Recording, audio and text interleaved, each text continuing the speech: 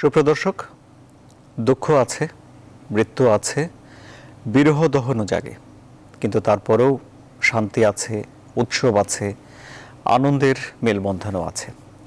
এখন সময়টা এরকম, আক্রান্ত হওয়ার দুঃখ আছে, মহামারীর বিষাদ আছে, কিন্তু তারপরেও উৎসব এসেছে, আনন্দ নিয়ে উৎসবও করতে হচ্ছে। এই পরিস্থিতিতে আমাদের এই উৎসব কেমন হলো ঈদ, ত্যাগের রাজনীতি এবং রাজনীতিবিদদের এবারের ঈদ, এসব নিয়ে আসুন আমরা আলোচনা করি জনতন্ত্রে গণতন্ত্রে। আমি আরও ওয়ার্সাদে আপনাদের স্বাগত জানাচ্ছি। আমাদের এই সন্ধ্যায় আজকের অতিথি মুক্তিযুদ্ধ ও রাজনীতিক অবসরপ্রাপ্ত কর্নেল জাফর ইমাম বীর বিক্রম। আমাদের সঙ্গে আছেন গণফোরাম নেতা এবং সংবিধানের অন্যতম প্রণেতা জনাব অধ্যাপক ডক্টর আবু সাঈদ।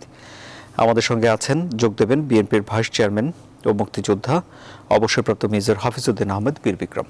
আপনাদের সবাইকে স্বাগত জানাচ্ছি। আমি আলোচনা শুরু করতে চাই কর্নেল জাফর ইমাম বীর বিক্রম, আপনাকে দিয়ে। কেমন ঈদ হলো আপনার এবার? ধন্যবাদ আপনাকে। ঈদ আপনি জানেন, আমরা দুর্যোগ মুহূর্তে আজকের এই উদযাপন করলাম। এই ঈদ আমরা যুগ যুগ ধরে করে আসতেছিলাম, সে তুলনায় যেন আগে আপনার আমাদের ঈদ বলেন, পূজা বলেন, খ্রিস্টমাস বলেন, সবসময় আমরা সবাই মুখর পরিবেশে আমরা উদযাপন করেছিলাম। আজকে যে করোনার কারণে যে পরিস্থিতি, সেই পরিস্থিতিতে এবার ঈদটা একটু ব্যতিক্রম ধর্মী অল ওভার দ্য ওয়ার্ল্ড মুসলিম সমাজের জন্য। কারণ যে করোনা যে রোগটা, এটা কিন্তু আসলে is not confined in Bangladesh only, এটা গ্লোবাল সমস্যা হয়ে দাঁড়িয়েছে, আমাদের থেকে আরো বেশি অনুভূতি। তারপর আমি বলবো, আমরা এই সবসময় যেভাবে করে আসতেছিলাম একটা আনন্দ পরিবেশে, সেটার পরিমাণ হয়তো কিছুটা কম ছিল, কিন্তু সবার মধ্যে যে একটা আনন্দ, একটা ত্যাগের মহিমা উদ্ভাসিত হয়ে ঈদ আমরা করে আসছিলাম, সেই সেই সেই অনুভূতি কিন্তু ছিল। আপনি জানেন, আমরা অতীতে যখন পড়তাম, আমরা ছোট ছিলাম, স্কুল কলেজে পড়তাম, তখন ঈদের আসল মজাটা, আসল আনন্দটা হচ্ছে আমরা বাবা চাচাদের সাথে ঈদের গরুর হাটে যেতাম, এই মানে আপনার গরু দেখার জন্য, এবং পছন্দ করে গরুটা কিনা, এবং এই গরুর পিছু পিছে আমরা আমরা গরু হাট থেকে বাড়ি পর্যন্ত হয়তো অনেক ক্ষেত্রে আসতাম, যদি কম ডিস্টেন্স হতো। এবং আসার পরে বাড়িতে আমরা যখন নিয়ে আসতাম গরুটাই, এখানে আমাদের আনন্দ। এই গরু দেখার জন্য বারবার আমরা এই গরুর পিছনে আশেপাশে ঘোরাফেরা করতাম, গরুকে আমরা তাদের খাদ্য যেটা প্রয়োজন সেটা নিয়ে আসতাম। তারপর আপনার জবা করার পরে কষাই আসবে, চাটা টাটা সব আগে থেকে প্রস্তুতি নিয়ে রাখতাম আমরা। এবং বারবার আমরা, এবং এটা কোরবানির আগে আমরা অনেকে গরুকে বা ছাগল বলে যেই কোরবানি দিতেন না কেন, এগুলা ধুয়ে পরিষ্কার পরিচ্ছন্ন করে আমরা তাকে সেভাবে পবিত্র তার সাথে আমরা রাখতাম জবাই করা পর্যন্ত, কোরবানি করা পর্যন্ত। এটা ছিল আমাদের ছোটবেলায়, বিশেষ করে অনেক বছর ধরে এই আনন্দ। কিন্তু পুরো বাংলাদেশের তৎকালীন আগের থেকেই সবাই এই আনন্দটা, ঈদের আগের যে আনন্দ কোরবানি ঈদের, এটা কিন্তু আসলে এবার কিন্তু আমরা সেইভাবে হয়তো করতে পারি না। এবার দেখেন, আমরা অনেকে, যেমন আমি নিজেও অনলাইনে কোরবানি দিয়েছি, অনলাইনে গরু পছন্দ করেছি, এবং সেটা অনলাইনে করছি এই জন্য বিকজ অফ জানেন যে বিশেষ কারণ। এই আনন্দটা তারপরও গ্রামে গঞ্জে কিন্তু আমরা দেখেছি টেলিভিশনে পুরো বাংলাদেশের চিত্র, সবাই স্বাস্থ্যবিধি অনেকে মেনেছে, অনেকে মানে নাই, কিন্তু বাজার ছাড়া নাই, কেউ বাজারে গিয়েছে, ফিট হয়ে যে সেখানে স্বাস্থ্যবিধি ফলো করে নাই, এবং গরু নিয়ে আসছে নিজের পছন্দ মতো।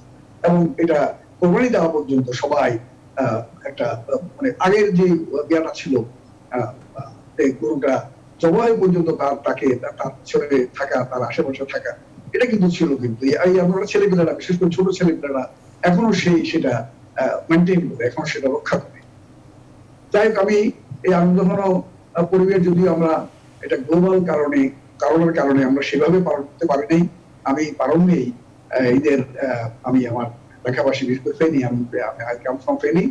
ফেনীর এলাকাবাসীকে আমি আমার নিজের শুভেচ্ছা জানাচ্ছি।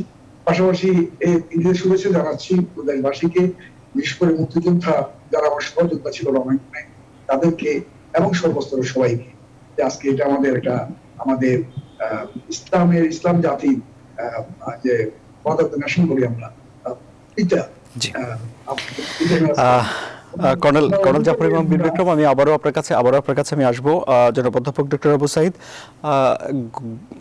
গত ঈদে এবং এই ঈদেও প্রধানমন্ত্রীর সঙ্গে সাধারণ মানুষের যে সাক্ষাৎ হয় গণভবনে, এবারে সেটি হয়নি এবং বিএনপি নেতারা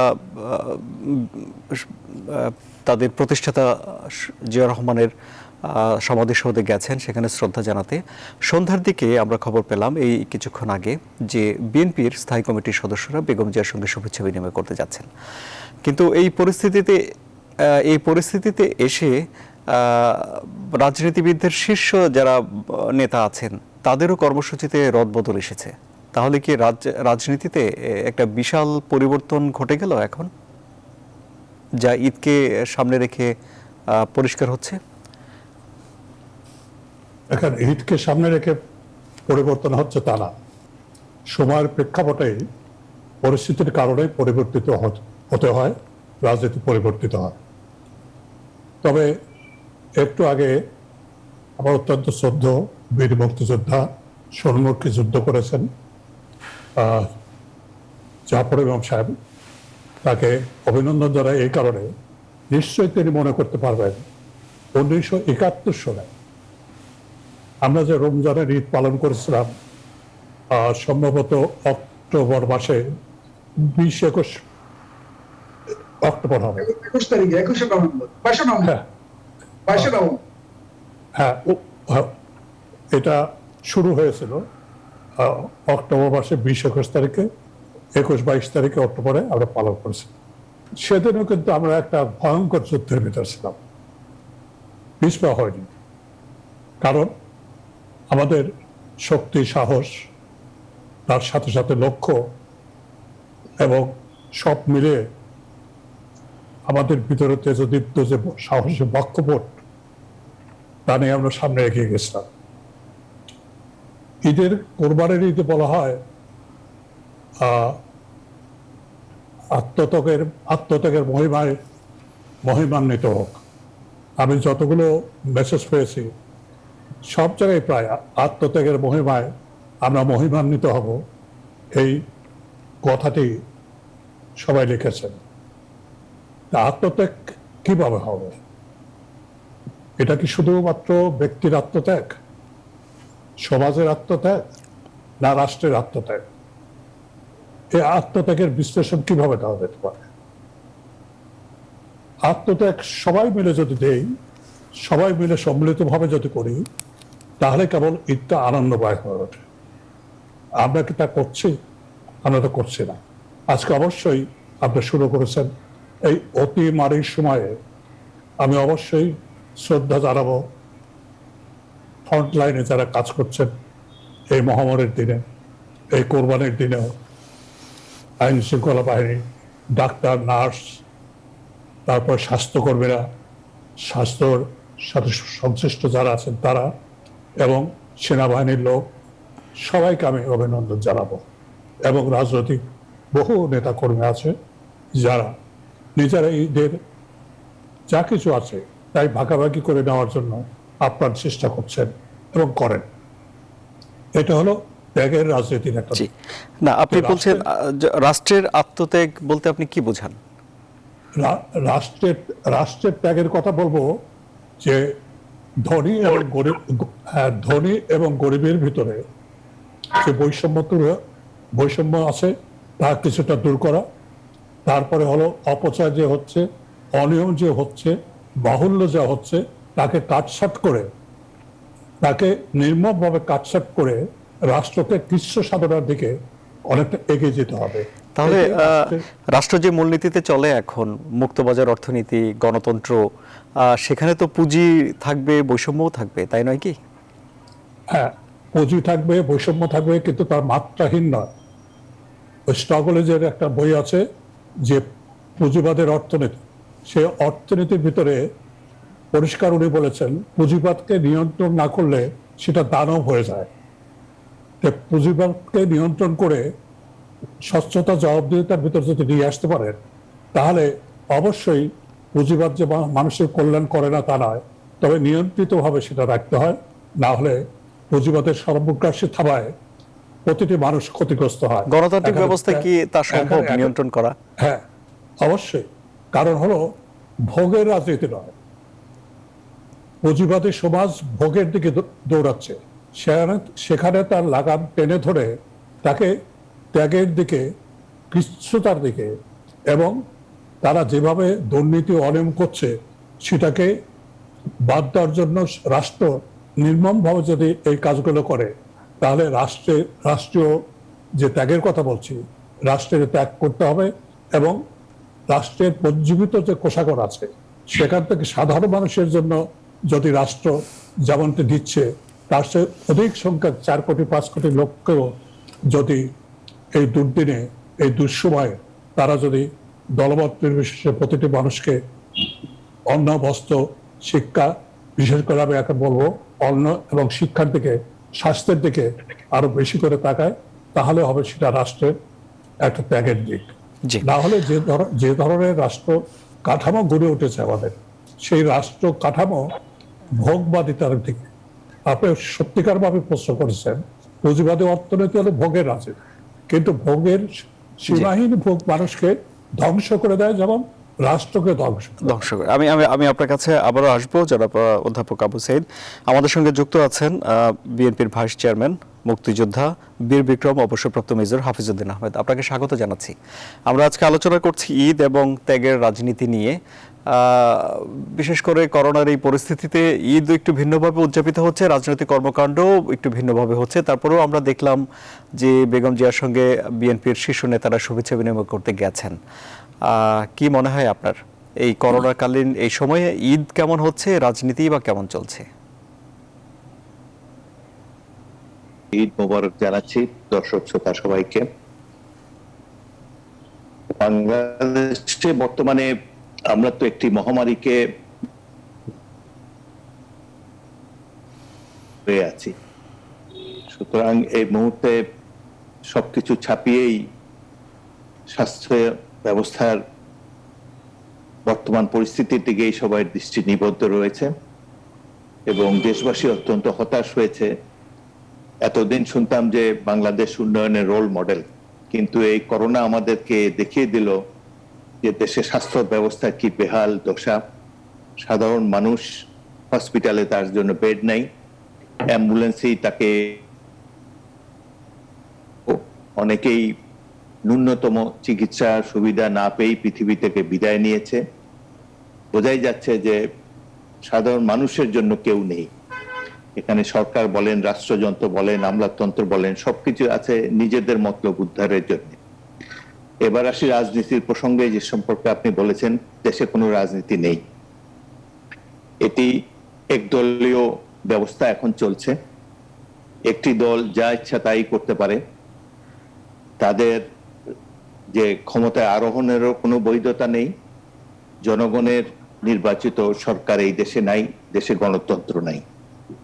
আজ থেকে প্রায় 50 বছর আগে এই দেশে একটি মহান মুক্তিযুদ্ধ সংগঠিত হয়েছিল। দেশের মানুষ বীর বিক্রমে যুদ্ধ করেছে। সে সময়কার বাংলাদেশ আর এখনকার বাংলাদেশে আকাল পাতাল তফাৎ। সে সময় সাধারণ মানুষ অনেক দেশপ্রেমিক দেশকেই মুক্ত করার জন্য সংগ্রামে আত্মনিয়োগ করেছিল। তাদের লক্ষ্য ছিল একটি গণতান্ত্রিক রাষ্ট্র ব্যবস্থা প্রবর্তন। কিন্তু এত বছর পর দেখা যাচ্ছে যে দেশের গণতান্ত্রিক ব্যবস্থা ধ্বংস করা হয়েছে। শুধু গণতান্ত্রিক ব্যবস্থা নয়, সমাজ দেখে নানা ধরনের দুরারোগ্য। আপনি বলছেন তাহলে দেশে এখন দেশপ্রেমিক নেই বলছেন আপনি? প্রেমিকরা নীরব, তাদের উপস্থিতি টের পাওয়া যাচ্ছে না। আর দেশে কোনো রাজনীতি নেই। এখানে একদলীয় একটা দেশে দেশপ্রেমিক মানুষ থাকবে, দেশের অবস্থা বেহাল আপনি দাবি করছেন, দেশপ্রেমিকরা চুপ করে বসে আছে, একটু বিরোধপূর্ণ হলো না মেজর হাফিজ? বলছি, আপনি আমাকে ইন্টারাপ্ট করলে আমি বলতে পারবো না। আপনি রাজনীতির কথা যেহেতু বলেছেন, দেশে তো কোনো রাজনীতি নাই, যেখানে গণতন্ত্র নাই, নির্বাচিত সংসদ নাই, নির্বাচিত সরকার নাই, জনগণ ভোট দিতে পারে না, সে দেশে আবার কিসের রাজনীতি থাকে? সুতরাং দেশের রাজনীতি কিছু নাই। তবে এই ব্যবস্থার যারা প্রতিবাদ করবে সেই ধরনের দেশপ্রেমিক দেখা যাচ্ছে না। 1971 সালে আমরা জীবন বাজি রেখে যুদ্ধ করেছি, যুদ্ধে আহত হয়েছিলাম, অনেক সাহসী সন্তান দেখেছি যারা দেশের জন্য জীবন উৎসর্গ করতে এসেছিল। এখন আর সেই ধরনের যুবক, তরুণ, ছাত্র সমাজের দেখা পাই না আমরা। এখন রাজনীতি হয়েছে চরম দুর্বৃত্তায়ন। শুধু রাজনীতি নয়, সমাজ দেহেও যার যেখানে থাকার কথা না সে সেখানে পৌঁছে গিয়েছে। আপনি দেখেন এই যে করোনা সারা পৃথিবীতে আছে, কিন্তু বাংলাদেশে তো স্কুল, কলেজ, ইউনিভার্সিটি বন্ধ। আর কোথাও এরকম নেই। বলা হচ্ছে যে অনলাইনে শিক্ষা ব্যবস্থা চালু আছে, কোনো শিক্ষা ব্যবস্থা চালু হচ্ছে না। আমরা নিজেরাই গণপ্রতিনিধি হিসাবে অনেক কলেজ স্থাপন করেছি, স্কুল স্থাপন করেছি, সেখানে লেখাপড়ার বালাই মোটেও নেই। আর একটি কথা হলো, যেটি আমি বলেছি, যে সমাজ দেহের সর্বত্র এত বেশি দুর্বৃত্তায়ন হয়েছে, জ্ঞানী গুণী মানুষের কোনো মূল্য নাই, শিক্ষিত সমাজের কোনো মূল্য নাই। ভাইস চ্যান্সেলর কারা হয়?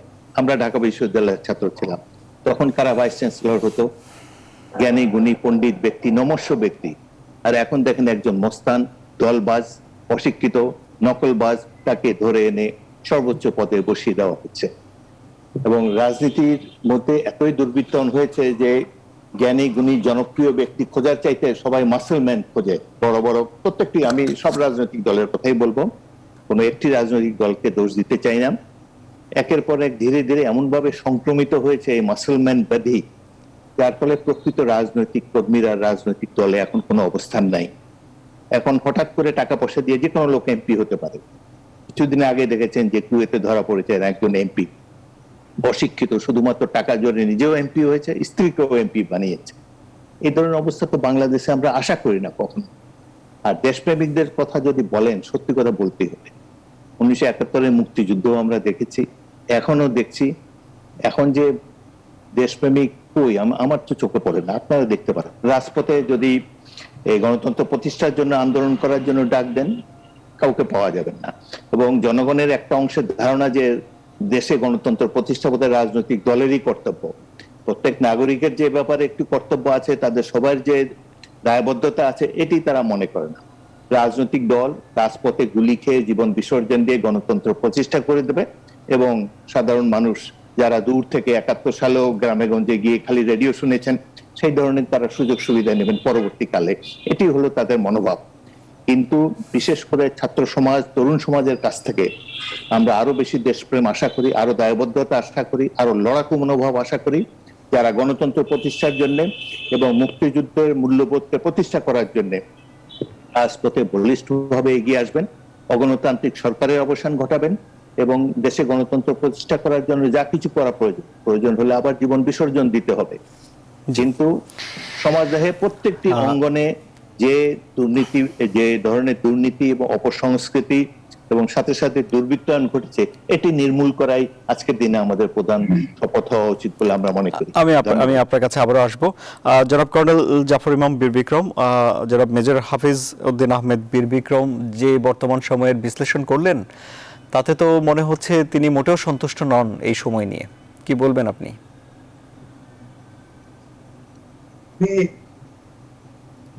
বিতর্ক উত্থাপন করেছেন, আমি সেই বিতর্কে, রাজনৈতিক বিতর্কে আমি যেতে চাই না। এই করোনার মুহূর্তে আসলে এই আলোচনাটা প্রাসঙ্গিক নয়। কারণ ত্যাগের, আপনি যে প্রথম শুরু করেছিলেন ত্যাগের কথা বলে, সাইদ ভাই বলছে ত্যাগের কথা, ব্যাখ্যা দিলেন ত্যাগের কথা। আমরা দেশবাসী, আমরা এখন দলমত নির্বিশেষে আমার দেশবাসী আশা করেছিল সবাই এই করোনার যে ব্যাপারে, করোনা নিয়ে যে দুর্যোগ আজকে আমরা সম্মুখে, এটা কি করে আমরা নিরসন করবো সবাই মিলে সম্মিলিত ভাবে, সেই ধরনের কিন্তু প্রচেষ্টা আমরা লক্ষ্য করছি না। যেটা যুদ্ধের সময় ছিল, যুদ্ধে আমরা দেখেছি জনমত সেদিন ভাষণী বলেন, লেফটেন্যান্ট বলেন, সবাই একাকার হয়ে গিয়েছিল যুদ্ধের, স্বাধীনতা যুদ্ধের পক্ষে, দেশ স্বাধীন। আজকে কিন্তু আপনার রাজনীতির ঊর্ধ্বে, বিতর্কের ঊর্ধ্বে, রাজনীতিকে মানে ঊর্ধ্বে যদি আপনি মূল্যায়ন করেন এটাকে, করোনার যে পরিস্থিতি এর সাথে তুলনামূলক ভাবে মিলিয়ে, তারা আপনি দেখবেন সেই ত্যাগের, কারণ আমাদের মধ্যে সে ত্যাগ করার বা এটা নিরসন জনগণের, কারণ এটা তো জাতীয় বিপর্যয়, এটাকে ফেস করতে হলে সবাই মিলে ফেস করতে হবে। সেই সবাই মিলে সম্মিলিত ভাবে এটা মোকাবেলার কোনো আমরা কোনো দেখছি না, নজির দেখতেছি না। কিন্তু আমরা যদি এটা না দেখি বা এটা না করি বা এর সম্মিলিত ভাবে এটাকে মোকাবেলা করার কোনো প্রয়াস গ্রহণ না করে যদি আমরা গাদা সরাসরি করে মাঝখান দিয়ে, এটা আমার সহযোদ্ধা মেজর হাফিজ সাহেব উল্লেখ করলেন, তাহলে অনেকে দেখেন হয়তো হসপিটাল পর্যন্ত পৌঁছতে পারে, এর আগে রাস্তায় শেষ হয়ে যায়। একটা বিশৃঙ্খল অবস্থা বিরাজ করতেছে। এটা আমি ওনার সাথে একমত হয়ে বলবো যে বাংলাদেশে আজকে সমস্যাটা কি। বাংলাদেশে করোনা এক নম্বর সমস্যা নয়। বাংলাদেশের প্রথম সমস্যা হচ্ছে আপনার সচেতনতা, যদি আমরা বলি তার অভাব। নাম্বার 2 অভাব হচ্ছে আপনার টিকার অভাব। নাম্বার 3 অভাব হচ্ছে সম্মিলিত প্রচেষ্টার অভাব। আজকে এককভাবে হয়তো প্রশাসন করতেছে, এমপিরা কোথায় মাঠে আমরা দেখি না, উপজেলা চেয়ারম্যানদেরকে দেখি না, সাধারণ মানুষ সর্বস্তরের মানুষদেরকে এক করে এটাতে ফেস করে সেই ধরনের কোনো প্রচেষ্টা আমাদের মধ্যে নাই। সবাইকে ডেকে আনি করে সবাই এক হয়ে আমরা এটা মোকাবেলা করবো, সেই ধরনের প্রয়াসও আমরা কোনটা দেখি না। আবার দেখলেও কেউ যে আগায় আসবে সেই ধরনের কারোর মধ্যে আগ্রহ আমরা করি না। এটা এটা এটা এটা সম্পৃক্ত ব্যাপার। এখন এখন এখন এটা আপনি কি করে মোকাবেলা করবেন? আপনার সম্মিলিত আপনার ভাবে যদি মোকাবেলা করতে হয়, তারা আপনাকে একটা পরিকল্পনা নিতে হলে এটার সাথে সম্পৃক্ত টিকা। এই জন্য আমি বলছি 1 নাম্বার রোগ বাংলাদেশের 1 নাম্বার রোগ হচ্ছে অভাব, এই সচেতনতা, এই টিকার অভাব, এই সম্মিলিত প্রচেষ্টার অভাব। এই অভাবটা হচ্ছে বাংলাদেশের এই করোনার উপরে 1 নাম্বার। 2 নাম্বার রোগ হচ্ছে একরো।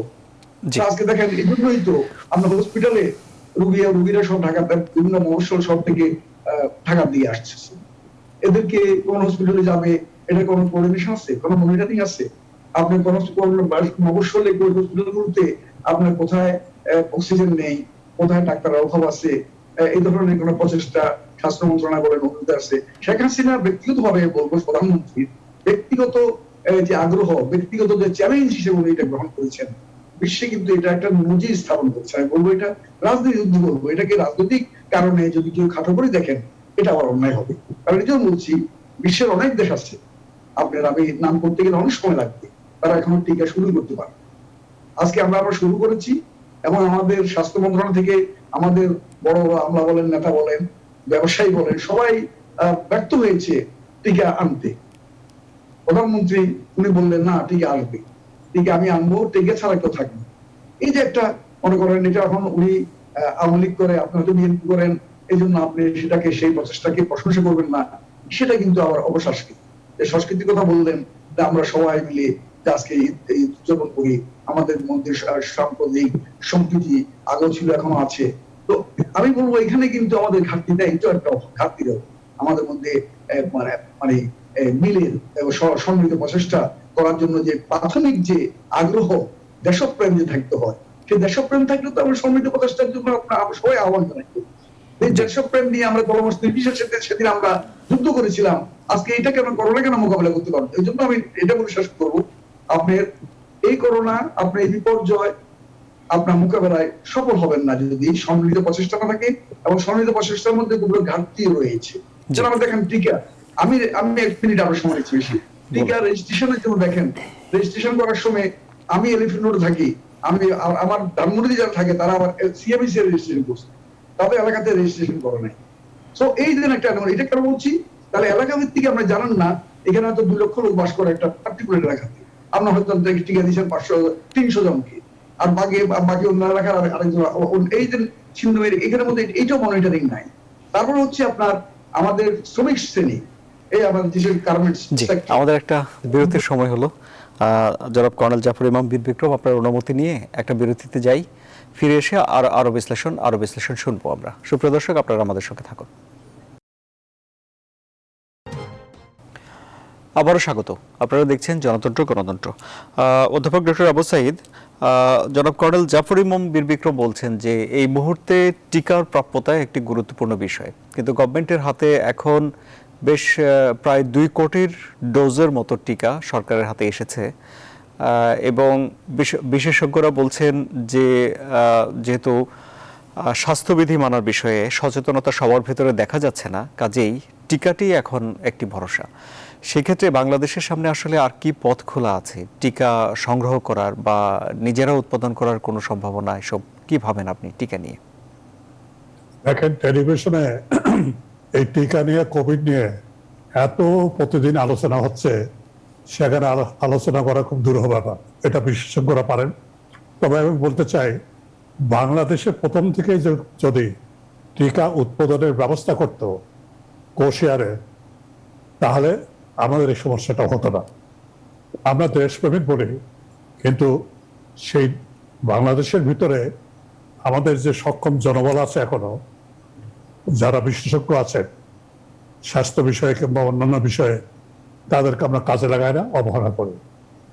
যে কথা জাফর ইমাম সাহেব বলতেছিলেন, আমি সেই দিকে একটু আলোকপাত করব। এবং আমি মনে করি যে 12 কোটি লোককে টিকা দিতে হলে কত টিকা প্রয়োজন, এই 2 কোটি টিকা নিয়ে আমাদের আনন্দিত এবং উৎসাহিত তৃপ্তিবোধ করার কোনো কারণ নেই। তাহলে সেটা হবে মূর্খের স্বর্গে যাওয়ার মতো। সে যাই হোক, আমি যে কথা বলতেছিলাম জাফর ইমাম সাহেবের কথা, সেই জাফর ইমাম সাহেব ঠিকই বলছেন, সম্মিলিত প্রয়াস দরকার। সম্মিলিত প্রয়াস কিভাবে হবে? যেখানে আস্থা বিশ্বাসের ঘাটতি থাকে সেখানে সম্মিলিত প্রয়াস হয়। যেখানে কাউকে অসম্মান করে নিজে কেউ কোনোদিন সম্মানিত হন না, কাউকে ছোট করে কেউ কোনোদিন কেউ বড় হন না। আমাদের ভিতরে এই রোগগুলো, ছোট করার রোগগুলো এবং অসম্মান করার ধারাগুলো রাজনীতিবিদদের ভিতরে আসে। আসলে বিষয়টা হয়েছে কি জানেন, একটু আগে যে কথাবার্তা হলো, আসলে রাজনীতিবিদদের রাজনীতি থেকে বিতাড়িত করার একটা প্রকল্প গ্রহণ করা হয়েছে। সেই প্রকল্প বাস্তবায়নের দিকটা চলছে। অর্থাৎ সমাজের প্রত্যেকটি স্তরে রাজনীতিবিদদের সরিয়ে সেখানে যে ধরনের লোককে বসানো হচ্ছে, হয় আমলা, নাই ব্যবসায়ী, নাই দুর্বৃত্ত, নাই অন্য ধরনের, যাদের সাথে রাজনীতির কোনো সম্পর্ক নেই। রাজনীতি হলো ত্যাগের মহিমায় উজ্জ্বল হওয়ার বিষয় এবং একটা আদর্শ বাস্তবায়নের বিষয়, যেটা তাদের ভিতর নাই। সেজন্য যে কথাটা আমি বলবো, যথার্থই বলেছেন সম্মিলিত প্রয়াস দরকার, কিন্তু তার আগে প্রয়োজন সম্মিলিত সমন্বয়। আমাদের ভিতর সমন্বয়ের অভাব, ঘাটতি প্রচন্ড ভাবে রয়েছে সব ক্ষেত্রে। কিন্তু রাজনীতিবিদদের সরিয়ে দেওয়ার প্রকল্প কারা নিয়েছে বলে আপনার ধারণা?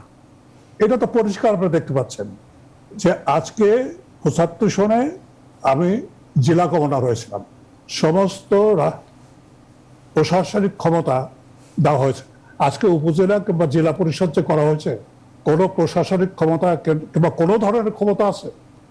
সেখানে আমলাদের বসিয়ে দেওয়া হয়েছে। অর্থাৎ আমলা তন্ত্রকে আমি দোষ দিচ্ছি না, আমলা চক্রকে আমি বলছি।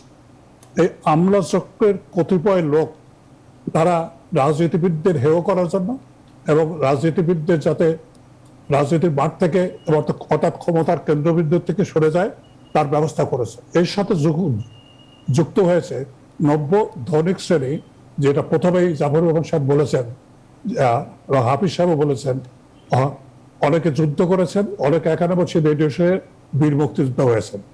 এরকম অনেক ধনিক শ্রেণী যারা টাকা দুর্বৃত্ত আয়তের মাধ্যমে এবং টাকা পাচারের মাধ্যমে কিংবা অন্যভাবে অবৈধভাবে অর্জন করেছেন, তারা মিলে একটা চক্র গড়ে উঠেছে। সেই চক্র মিলে আজকে পার্লামেন্টে তার রিফ্লেকশন, প্রশাসনে তার রিফ্লেকশন, প্রত্যেকটি জায়গায় তার রিফ্লেকশন।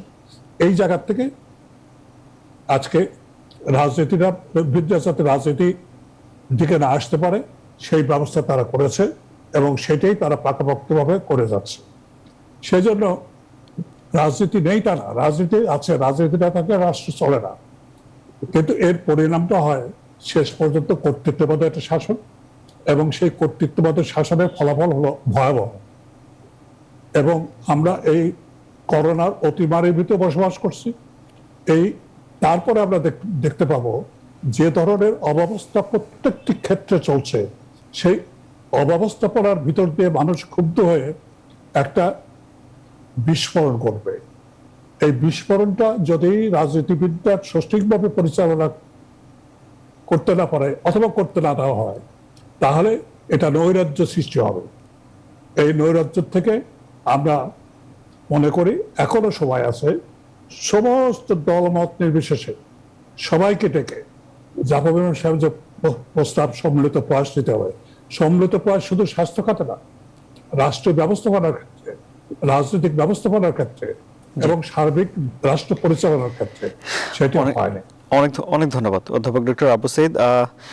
জনাব মেজর হাফিজউদ্দিন আহমেদ বীর বিক্রম, জনাব অধ্যাপক ডক্টর আবু সাইদ মনে করছেন যে রাজনীতিবিদদেরকে রাজনীতি থেকে সরিয়ে দেওয়ার একটা প্রকল্প নেওয়া হয়েছে। একজন রাজনীতিবিদ হিসেবে আপনার কি তাই মনে হয়? আমি সম্পূর্ণ একমত নই তার সাথে। কারণ যাদের যে রাজনীতিবিদদেরকে সরিয়ে দেবার কারণে তিনি ক্ষুব্ধ হয়েছেন, এদেরকে আমি রাজনীতিবিদ মনে করি না। সাম্প্রতিক কালে যে একটি বিতর্ক উঠেছে যে উপজেলা পর্যায়ে বা জেলা পর্যায়ে ত্রাণ বিতরণ বা অন্যান্য স্বাস্থ্যবিধি প্রণয়ন বা অন্যান্য উন্নয়ন কর্মকাণ্ডে সংসদ সদস্যকে বাদ দিয়ে আমলাদেরকে দায়িত্ব দেওয়া হয়েছে। তো এটা তো প্রধানমন্ত্রী জেনেই করেছেন এবং সঠিকভাবেই করেছেন। তিনি তো জানেন যে এরা নির্বাচিত না। নির্বাচনের আগের রাত্রে পুলিশের দ্বারা ব্যালট বাক্স বোঝাই করার ফলে তারা এমপি হয়েছেন, তারা প্রকৃত জনপ্রতিনিধি নয়। এবং এদের যে ব্যক্তিগত চরিত্র, এদের আপনি ইতিহাস নেন,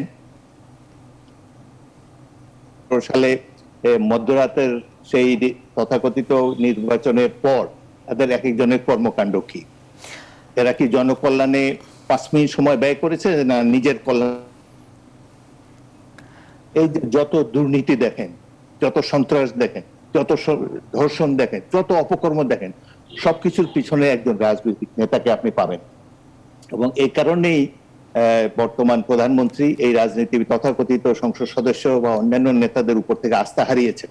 কারণ দেখেছেন যে আমলারা কিছু হলেও 100 টাকা দিলে আমলারা হয়তো 20 টাকার কাজ করবে, কিন্তু ওই নেতাকে দিলে 100 টাকার 100 টাকায় মেরে দিবে।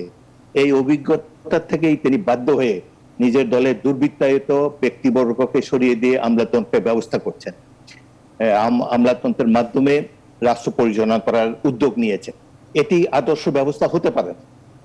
নিশ্চয়ই একটি রাষ্ট্র রাজনীতিবিদরা চালাবেন, রাজনীতিবিদরাই দেশটাকে সাধন করেছেন। জনগণ মিলে, সবাই মিলে 71 সালে এই দেশটা সাধন করেছেন গণতন্ত্র প্রতিষ্ঠার জন্য, একটা নির্বাচিত সরকারের জন্য। কিন্তু এখন তো বাংলাদেশে সেটি নাই।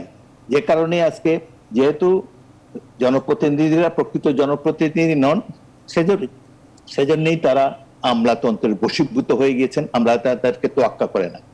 একথা আপনি যে কোনো নাগরিককে জিজ্ঞাসা করলেই জানতে পারবেন। বর্তমান বাংলাদেশ একটি পুলিশি রাষ্ট্র, এটি কোনো গণতান্ত্রিক রাষ্ট্র নয়। সুতরাং পুলিশি রাষ্ট্রে পুলিশ আমলারা দেশ চালাবে, এটাই তো স্বাভাবিক কথা। পুলিশ ওপেনলি বলে আওয়ামী লীগের নেতা কর্মীদেরকে, তোমরা ঘরে বসে থাকো, তোমরা তো এই সরকারকে আনো নাই, এই সরকারকে আমরা বসিয়েছি, আমরাই টিকিয়ে রেখেছি। এবং বিশেষ করে প্রত্যেকটি ক্ষেত্রে এই যে ধরেন ব্যাংকিং ব্যবস্থায় যে ধস নেমেছে, এতগুলো ব্যাংক কিভাবে তারা লোপাট করলো, এই যে হলমার্ক বলেন, ডেস্টিনি বলেন, সর্বশেষ এই যে পিকে বাহালদার বলে এক লোক 4000 টাকা মেরে কানাডা চলে গিয়েছে। এবং তার মজার ব্যাপার কি, তার 80টা গার্লফ্রেন্ড পাওয়া গেছে ঢাকা শহরে, এক একজনের 1 কোটি টাকা করে দিয়েছে। রাষ্ট্রীয় অর্থ নিয়ে এইভাবে যে ছিনিমিনি খেলা যায়, বাংলাদেশে একটা উদাহরণ জনগণ দেখতে পেল। কি করেছে সরকার? কোনো ব্যবস্থা নিয়েছে এদের বিরুদ্ধে? এই যে একের পর এক ব্যাংক ব্যবস্থাকে ধ্বংস করে দিয়েছে, যারা টাকা পয়সা মেরে দিয়েছে আওয়ামী লীগ দলীয় নেতা, কারোর বিরুদ্ধে কোনো ব্যবস্থা নেয় না। তারা ব্যবস্থা নেয় ড্রাইভারের বিরুদ্ধে, কেরানির বিরুদ্ধে, উপসচিবের বিরুদ্ধে, কিন্তু খোদ মন্ত্রী মহোদয় এবং অন্যান্য ব্যক্তিরা যে এই সমস্ত অপকর্মে জড়িত, তাদের বিরুদ্ধে কোনো ব্যবস্থা নেওয়া হচ্ছে না। টিকার কথায় আসি, যেহেতু আপনি মূলত স্বাস্থ্য ব্যবস্থা নিয়ে কথা বলতে চেয়েছেন। দেশে কি স্বাস্থ্য ব্যবস্থা আছে? দেশের 36টা জেলায় আইসিইউ নাই। তো কোথায় উন্নয়ন, কোথায় উন্নয়নের রোল বল? আপনার সবাইকে কেন ঢাকায় দৌড়ে আসতে হবে? একটা জেলা পর্যায়ে আইসিইউ আর কত টাকা লাগে? এই একে পিকে হালদার যে টাকা মেরেছে বা অন্যান্য ডেস্টিনি এবং হলমার্কের নেতারা যে টাকা মেরেছে, এতে তো প্রত্যেক উপজেলা লেভেলেও আইসিইউ স্থাপন করা যায়, এই টাকা পয়সা যদি তারা সঠিকভাবে উদ্ধার করে নিতে পারেন। কিন্তু দুর্নীতির স্বর্গরাজ্য আজকের বাংলাদেশ, যে কারণে সরকার নিজেরাও এর দোষর, সেই জন্য কারোর বিরুদ্ধে কোনো ব্যবস্থা নিতে পারছে না। আর আবু সাইদ সাহেব, তিনি একজন প্রবীণ রাজনীতিক, তার মনে ক্ষোভ থাকা স্বাভাবিক, আমাদের মনেও ক্ষোভ থাকা স্বাভাবিক। আমরা তো এখন আর সংসদ নির্বাচনে অংশগ্রহণ করতে পারি না। গত নির্বাচনে গিয়েছি, 8 বছর পর এলাকায় গিয়েছি, ঘর থেকেই বেরোতে পারিনি। যদি পুলিশ এবং মস্তানরা এসে ঘর বাড়ি ঘিরে রাখে, আমরা 6 বার নির্বাচিত হওয়ার পর নিজের ভোটটাও দিতে পারি না, এইখানে কোথায় রাজনীতিবিদ আর কোথায় রাজনৈতিক ব্যবস্থা? এই অবস্থা থেকে আমরা অবসান চাই। স্বাস্থ্য ব্যবস্থা ভালো হবে যদি প্রকৃত জনপ্রতিনিধিরা স্বাস্থ্য ব্যবস্থা প্রণয়ন করার এবং বাস্তবায়ন করার দায়িত্ব পান। সেটা তো হচ্ছে না এখন বাংলাদেশে। যেহেতু দেশে কোনো নির্বাচিত সরকার নাই, দেশে কোনো ন্যায়ানুগ বা কোনো বিবেকবান ব্যক্তিরা রাষ্ট্র ক্ষমতায় নাই। আমি 1 মিনিট সময় নেব। যেহেতু দেশের গোড়াতেই অনেক গলদ রয়েছে, কোথাও ন্যায়ভিত্তিক শাসন ব্যবস্থা কায়েম করা হয়নি, এই কারণে স্বাস্থ্য ব্যবস্থা যেরকম বেহাল অবস্থা, অর্থনীতিতেও সেরকম বেহাল অবস্থা, এবং যে মহিলারা সম্ভ্রম নিয়ে চলাফেরা করতে পারে না, সর্বক্ষেত্রে একটি দুর্বৃত্তায়নের ফলে আমাদের দেশ ক্রমশ ধ্বংসের দিকে এগিয়ে চলেছি। এই অবস্থা থেকে পরিবর্তন যদি আনতে হয়, তাহলে শাসক গোষ্ঠীর মনে শুভবুদ্ধির উদ্রেক হতে হবে। তারা নিরপেক্ষ সরকারের অধীনে, তত্ত্বাবধায়ক সরকারের অধীনে একটি নির্বাচন দিতে হবে, যাতে করে প্রকৃত জনপ্রতিনিধিরা রাষ্ট্র চালাবার জন্য সুযোগ পায়। তাহলেই দেখবেন যে এই সমস্ত অনেক স্বাস্থ্য ব্যবস্থার উন্নতি হবে, অন্যান্য ব্যবস্থার অনেক উন্নতি হবে। যে অবসরপ্রাপ্ত কর্নেল জনাব জাফর ইমাম বীর বিক্রম, তাহলে কি সত্যি সত্যি রাজনীতিবিদরা পিছনে হটছেন এবং তাদের জায়গাগুলো সব আমলারা নিয়ে নিচ্ছেন? ধন্যবাদ আপনাকে। আমি আসলে এই বিতর্কে আমি আগে বলেছি, রাজনৈতিক বিতর্কে আমি যাবো না, তবে এই পয়েন্টটা আমার সহযোদ্ধা বীর বিক্রম আবিউদ্দিন খুব ভালোভাবে তুলেছেন। এটাতে বাস্তব নয় তা না, কিন্তু এখানে একটা পয়েন্ট আসছে, সেটা হচ্ছে বর্তমানে যেটা এই সংকট মোকাবেলায় যেটা প্রশাসন, আমাদের জেলা প্রশাসন, আমরা যে কাজ করতেছেন জেলা প্রশাসন, সাইদ ভাইয়ের সাথে আমি এক কথাই বলবো, প্রশাসনকে আমরা দোষ দেবো না। প্রশাসন হাতে একটা চক্র থাকতে পারে, এবং সেটা সব যুগে সব সরকারের আমলেই ছিল। যেমন আমি আমার সময় আমি যখন মন্ত্রী ছিলাম, সচিবকে একদিন একটা মুহূর্তে আমি বলছিলাম, দেখেন যদি সরকার পরিবর্তন হয় আমরা জেলে যাই, আপনারা কেউ জেলে যান না, কারণ আপনাদের মধ্যে আমরা যেই দলে করুক না কেন, যে কোনটি হোক না কেন, একজন একজনকে সরকার ফল করার পরে সমর্থন দেয়, তারা টিকে থাকে। তাদেরকে জেলে যাওয়ার কোনো আমি নজির দেখি না, একটা দুইটা মানে অন্য কারণে যারা যেগুলো হয়েছে, কিন্তু এই যুগ ধরে কিন্তু প্রোটেক্ট ইচ আদার, সেই সমন্বয় কিন্তু আমাদের রাজনীতির মধ্যে নাই। এটা বলে আমি এটা বলবো, এখন জেলা পর্যায়ে যে জেলা প্রশাসকেরা যেহেতু ভালো কাজ করতেছে এই সংকটটা মোকাবেলায়, সেখানে জেলা প্রশাসকের নেতৃত্বে একটা লয়ার অর্ডার কমিটি আছে, সেখানে অল এমপিরা মেম্বার্স, এখানে কোনো প্রটোকলের ব্যাপার না। এটা এখানে এদেরকে সম্পৃক্ত করা উচিত, এমপি, উপজেলা চেয়ারম্যান, এবং তাহলে একটা সম্মিলিত একটা প্রয়াস গ্রহণ করা যায়, কিন্তু সেটা এনাফ না। আমার এনাফ শুধু এটা না, শুধু এবং লকডাউন এনাফ না, কারণ আপনি যদি বারবার ঘন ঘন লকডাউন, এখানে আমি বিরাট সমস্যা দেখি না, লকডাউন করতে হবে। লকডাউন আপনার red area, yellow area, green area এভাবে আইডেন্টিফাই করে সেখানে আপনি ঢাকাতে যারা বিভিন্ন বিভাগের কমিটিতে বসে, টেকনিক্যাল কমিটি 32 জন 40 জন, এতগুলো আপনার এমপি, তারপর আপনার সচিবেরা, এদেরকে জেলা ওয়াইজ আপনি সাব কমিটি করে দিয়ে দেন, to coordinate with the local প্রশাসন জেলা, এবং কোথায় আইসিইউ নাই, কোথায় আপনার সংকট আছে আপনার এয়ার অক্সিজেনের, সেগুলা ইমিডিয়েটলি অ্যাডজাস্ট করার ব্যবস্থা করেন। এবং ঢাকাতে দেখেন ঢাকামুখী হয়েছে সবাই, এই ঢাকামুখী কেন হয়েছে? এটা আপনি রোধ না করতে পারলে লকডাউন দিয়ে কোনো লাভ হবে আপনার, সেজন্য লকডাউন দেবেন। লকডাউন স্পেসিফিক এরিয়া ওয়াইজ ওটার মাত্রা দেখে কোন এরিয়াতে কত কি পরিমাণ হচ্ছে আপনার এফেক্টেড, আক্রান্ত হচ্ছে, সেইভাবে আমি মনে করি এটা বলতে গেলে অনেক সময় লাগবে। আমি শুধু সরকারি এটা বলবো, সেটা আইডেন্টিফাই করেন, এবং এই আমাদের বড় বড় নেতা এবং বড় বড় আপনারা যারা আছেন, ডক্টর বলেন, সচিব বলেন, ওনারা অভিজ্ঞ, ওনাদেরকে ছোট সাব কমিটি করে এখানে লোকাল প্রশাসনকে হেল্প করার জন্য, সমন্বয় করার জন্য আমার ইমিডিয়েটলি পাঠানো উচিত, এবং ফিল্ড হসপিটালের ব্যবস্থা করা উচিত। There should be a field hospital in few districts and field hospital থাকা উচিত, যেখানে ডক্টর যাবে, আমাদের স্বেচ্ছাসেবক বাহিনী থাকা উচিত। এগুলা এটা আপনাকে মোকাবেলা করলে দেখেন লকডাউনটা আপনার পরিপূর্ণভাবে না করলে চলবে। এটা কারণ লকডাউনের কারণে আমরা লকডাউন না করে যদি এখন যদি না করতে, যদি লকডাউন যদি নাও করতে আগে থেকে এখনো যদি করেন, হয়তো 10 জন বেশি মারা যাবে, 10 জন কম মারা যাবে, কারণ we are fighting against the corona না, উই আর এগেইনস্ট আমাদের ইমিউনিটি এন্ড এই আর ভাইরাস, এটার মধ্যে ফাইট করছে। সো আপনি টিকা দিয়ে দেন, টিকাটা ইমিডিয়েটলি বেশি করে আনার ব্যবস্থা করেন, 12 কোটি লোকের টিকা দিতে হবে। এটা ব্যবস্থা হয়তো প্রধানমন্ত্রী আশ্বাস দিয়েছেন, টিকা ছাড়া কেউ থাকবে না, জনগণ আশ্বস্ত হয়েছে। We have to see, watch and see, এটা কতদূর আমরা কত তাড়াতাড়ি সমন্বয় করতে পারি, উৎপাদন নিজের দেশে হতে পারে কিনা, সেটার আশার সাথে বিভিন্ন দেশের সাথে সমন্বয় করে এটা করতে হবে। আমার মনে হয় ডাইরেকশনে যাচ্ছে দেশ। তবে এখানে আমি আমাদের ব্যাপার শুধু এটা বলবো, আমরা চক্র সাইড বাই বলছে, আমরা কিন্তু আমরা একদম শেষ দিকে, আপনার জন্য 20 সেকেন্ড আছে।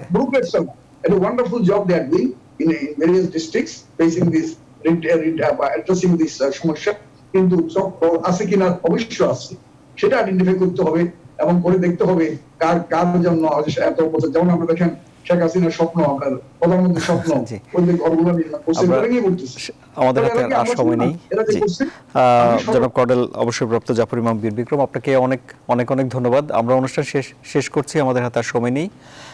আরও খবর ও বিশ্লেষণ জানতে সুপ্রিয় দর্শক আপনারা ভিজিট করুন www.news24bd.tv। সবাই ভালো থাকবেন, ধন্যবাদ, ঈদ মোবারক।